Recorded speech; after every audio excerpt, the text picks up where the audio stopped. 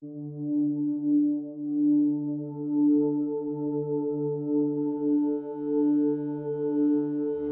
the middle of the last century, a small rest of people continued living their dream against the upcoming affluent society. More and more people lost the contact to the elements, the wind, the sun, the rain, the snow.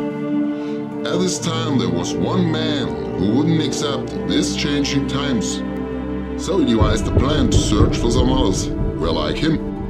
And the more he believed in his mission, it became more and more to his vision. But he had no trace of a clue that he would create a legend that would make him and his idea immortal. The people he was looking for? Motorcyclists, friends,